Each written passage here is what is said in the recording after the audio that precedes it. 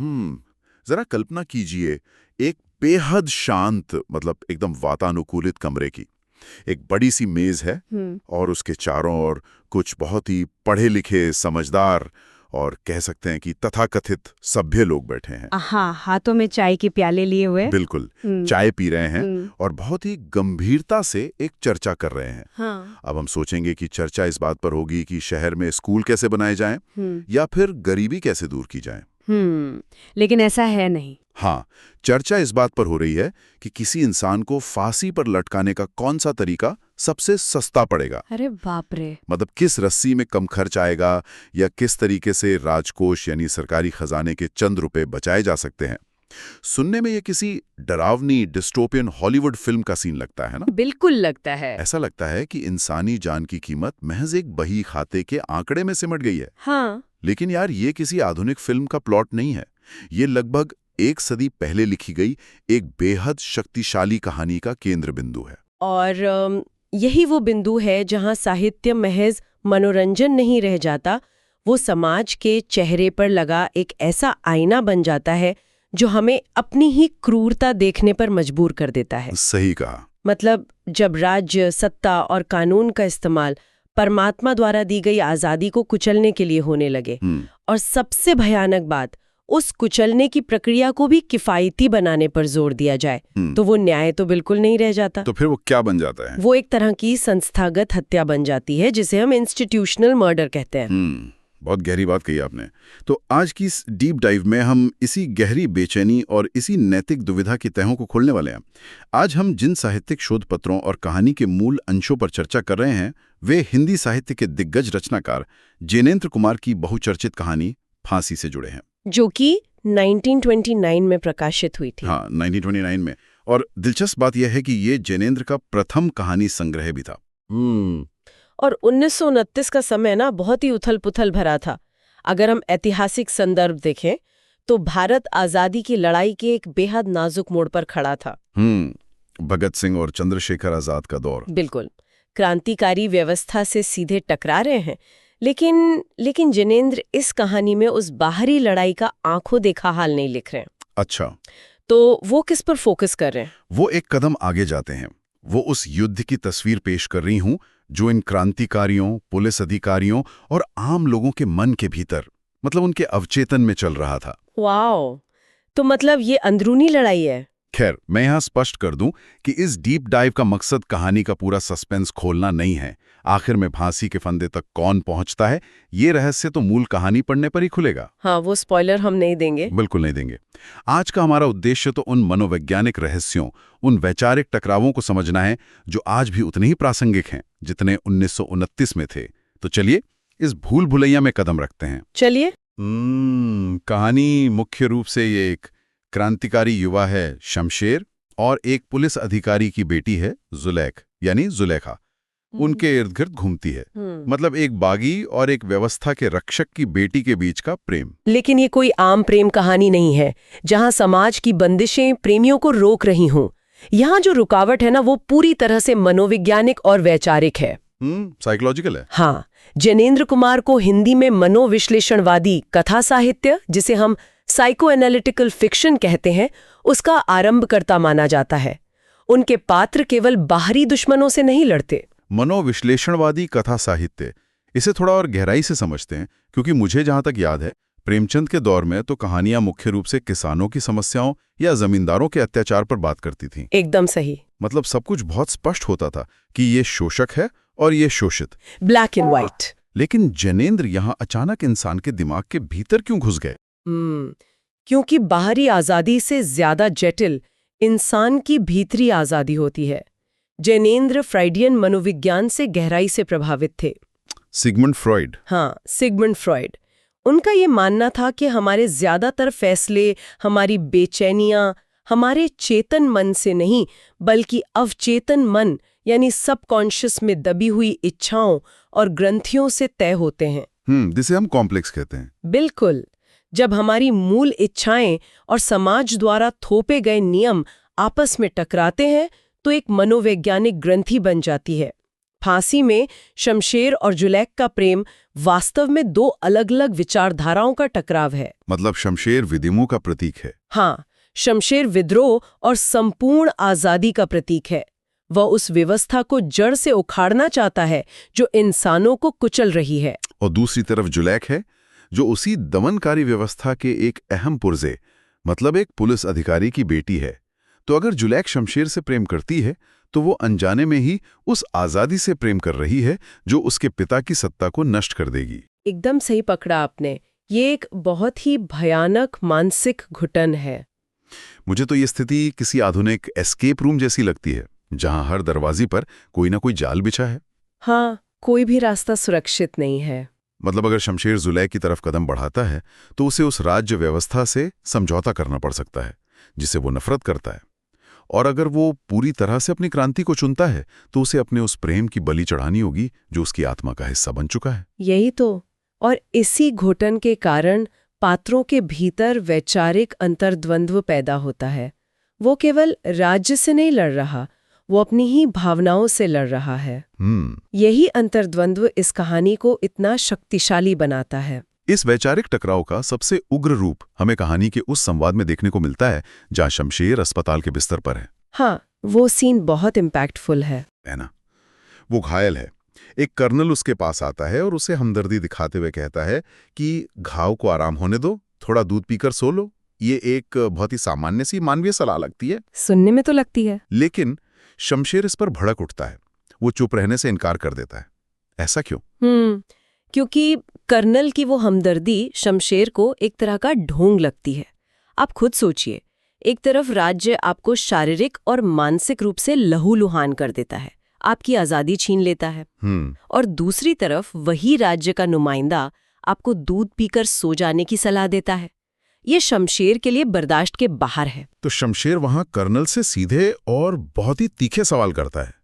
वो पूछता है कि इस कानून की विद्या का असली उद्देश्य आखिर है क्या? क्या इसका काम उस आजादी को कुचलना नहीं है जो परमात्मा ने हर इंसान को दी है? बिल्कुल। वो यहां तक कह देता है कि कानून अन्याय को सिर पर चढ़ाने और न्याय को पैरों तले रौंदने का एक औजार भर है। अब यहां मुझे एक बात खटकती है। क्या बात?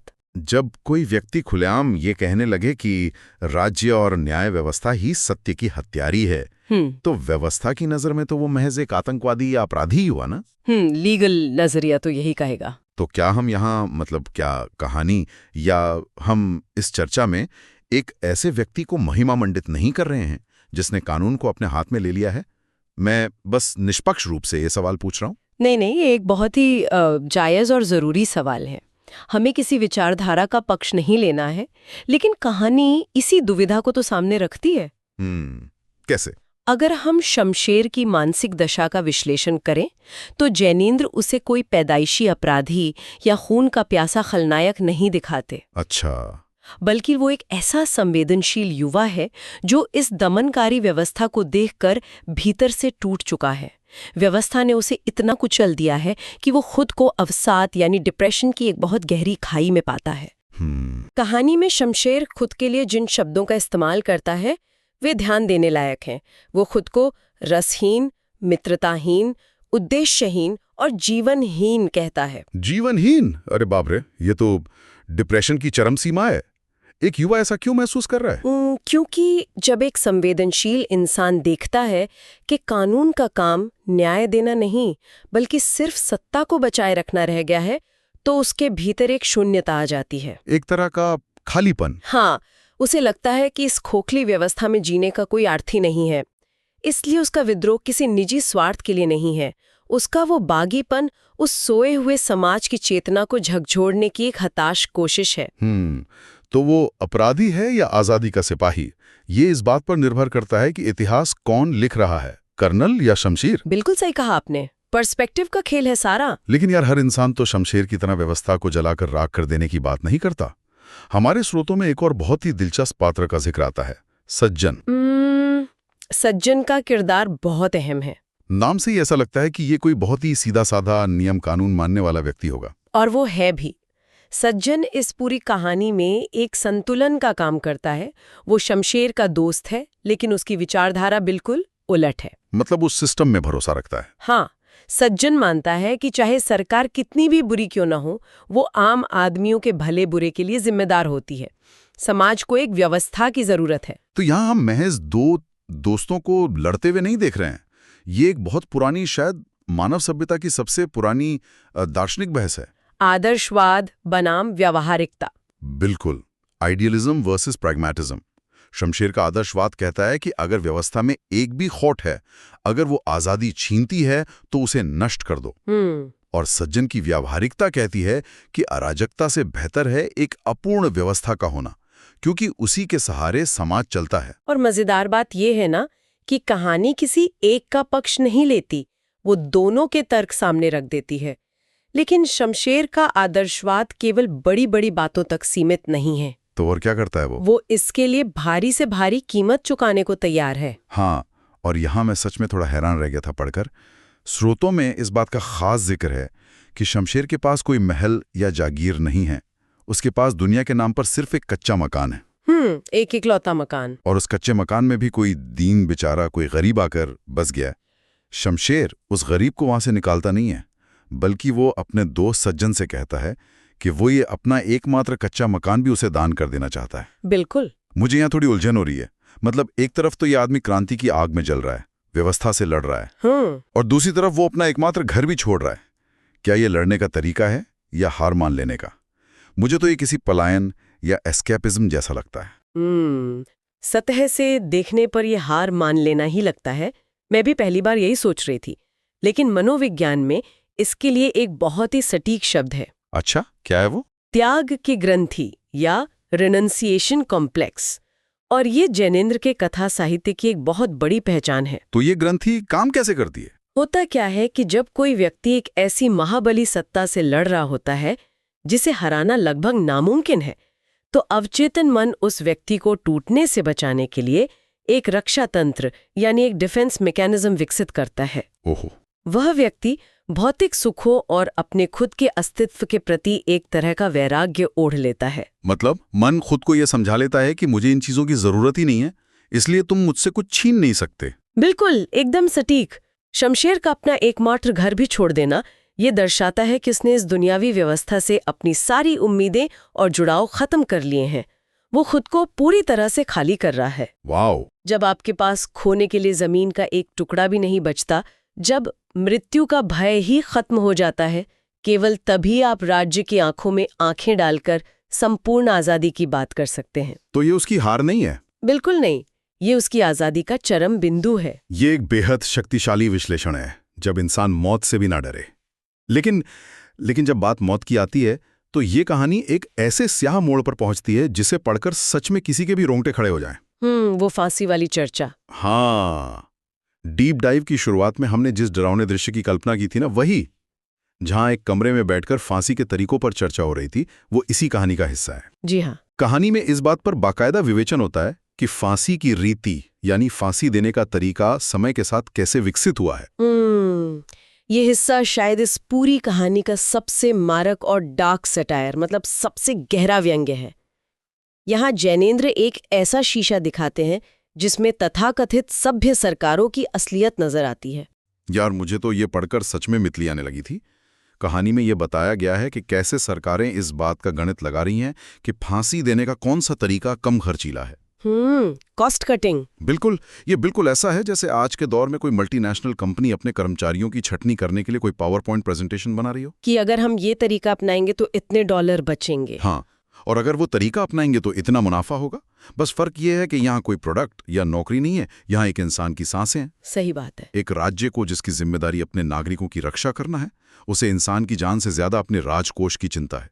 कहानी की एक लाइन है ना, सबसे पहले और सबसे पीछे कोष की चिंता रहती है। और यही वो बिंदु है जहां जैनेंद्र फांसी के लोमहर्षी, मनहूस और भीषण रूप को महज एक सजा के तौर पर नहीं, बल्कि एक मनोवैज्ञानिक औजार के रूप में उघाड़ कर रख देते हैं। लोमहर्षी मतलब रोंगटे खड़े कर देने वाली। हाँ, ये रोंगटे खड़े कर देने वाली प्रक्रिया ये दिखाती है कि सभ्यता के विकास के नाम पर हमारी संवेदनाएं कितनी मृत हो चुकी हैं। एक इंसान का मारा जाना सत्ता के लिए केवल एक प्रशासनिक निर्णय है, एक फाइल है जिसे कम से कम बजट में क्लोज करना है। इस प्रशासनिक क्रूरता की हद तो तब हो जाती है जब कहानी में एक सुझाव दिया जाता है, और यार ये लाइन तो दिमाग में हथौड़े की तरह बजती है। कौन सी लाइन? वो जहां कहानी सुझाव देती है कि फांसी पाए हुए लोगों का एक प्रतिनिधि धारासभा, मतलब लेजिस्लेटिव असेंबली में रहना चाहिए। बहुत ही गहरी बात है। मतलब जहां बैठकर देश के कानून बनते हैं, वहां एक कुर्सी ऐसी होनी चाहिए जिस पर फांसी पर चढ़ाया गया व्यक्ति बैठे। पहले तो मुझे लगा ये कोई अजीब सा मजाक है, लेकिन फिर इसका अर्थ समझ आया। ये कोई मजाक नहीं है, ये मानव इतिहास और सत्ता से पूछा गया सबसे तीखा सवाल है। जैनेंद्र उस पूरी व्यवस्था से पूछ रहे हैं कि जो लोग इस न्याय के नाम पर कुचल दिए गए, क्या उनकी चीखें कभी उन वातानुकूलित कमरों तक पहुंचती हैं जहां बैठकर नए कानून बनते हैं? बिल्कुल सही। जो लोग नियम बनाते हैं, क्या उन्हें कभी उस दर्द का, उस खौफ का एहसास होता है जो उस कानून के हथौड़े के नीचे कुचले जाने वाले को होता है? धारा सभा में फांसी पाए हुए व्यक्ति के प्रतिनिधि की मांग करना वास्तव में सत्ता के अंधेपन और उसके बहरेपन पर किया गया एक बहुत बड़ा प्रहार है। ये सवाल आज भी उतना ही प्रासंगिक है ना? एकदम। आज भी जब बड़ी बड़ी नीतियां बनती हैं तो अक्सर वे लोग उस कमरे में मौजूद ही नहीं होते जिन पर उन नीतियों का सबसे बुरा असर पड़ने वाला होता है। और इसीलिए ये कहानी 1929 में लिखी जाने के बावजूद आज की लगती है। ये महज इतिहास का कोई पुराना दस्तावेज नहीं है, ये सत्ता के चरित्र का एक सार्वभौमिक सच है। तो आज की इस पूरी डीप डाइव को अगर हम समेटें तो एक बात तो शीशे की तरह साफ हो जाती है। जैनेंद्र कुमार की फांसी न तो कोई सीधी साधी रोमानी प्रेम कहानी है, नहीं, बिल्कुल नहीं, और ना ही ये केवल आज़ादी के किसी दीवाने का महिमामंडन है। ये मानव चेतना की गहराइयों का, हमारे भीतर छिपे अपराध बोध का और राज्य नाम की संस्था की क्रूरता का एक ऐसा मनोवैज्ञानिक दस्तावेज है जो हमें खुद अपने भीतर झांकने पर मजबूर कर देता है। और इसके पात्र कोई सुपर हीरो नहीं है। वे हमारी और आपकी तरह अपनी ग्रंथियों, अपनी मानसिक उलझनों और अपने आदर्शों के बीच फंसे हुए इंसान हैं। शमशेर और जुलाई का प्रेम इस बात का प्रतीक है कि जब विचारधाराएं टकराती हैं तो सबसे ज्यादा लहूलुहान इंसानी रिश्ते ही होते हैं। सही कहा। और शमशेर और जुलाई के इस जटिल प्रेम का आखिरकार क्या अंजाम होता है? वो फांसी का फंदा जिसके इर्द गिर्द पूरी व्यवस्था का क्रूर गणित और ये कहानी घूमती है, वो आखिर किसके गले की नियति बनता है? ये तो एक बड़ा रहस्य है। हाँ, क्या शमशेर अपनी क्रांति की आग में भस्म हो जाता है या जुलैक अपने पिता और अपने प्रेम के बीच पिसकर रह जाती है? इन सवालों के जवाब और उस रहस्यमयी सस्पेंस का असली अनुभव पाने के लिए जैनेंद्र जी की इस मूल कहानी की ओर जरूर मुड़ना चाहिए। मैं भी यही कहूंगी। ये एक ऐसी कहानी है जो एक बार पढ़ना शुरू करने के बाद जब तक आखिरी पन्ना न पलट लिया जाए बेचैन किए रहती है। बिल्कुल। तो खैर, इस डीप डाइव को हम एक ऐसे विचार के साथ खत्म करते हैं जो शायद लंबे समय तक हम सबके दिमाग में गूंजता रहेगा। जब किसी अदालत ने परमात्मा की दी हुई आज़ादी को अपराधी बताकर कटघरे में खड़ा किया जाता है, जब तथाकथित सभ्य लोग बैठकर ये तय करते हैं कि किसी की जान लेने का सबसे सस्ता तरीका कौन सा है, और जब जज का हथौड़ा सजा सुनाते हुए मेज पर जोर से बजता है, तो वास्तव में सजा किसे मिलती है? उस क्रांतिकारी को जो फांसी पर चढ़ जाता है, या फिर उस खामोश मूक दर्शक समाज को जिसने अपनी चुप्पी से वो फांसी का फंदा तैयार किया है? ये एक ऐसा सवाल है जिस पर विचार करना बहुत जरूरी है।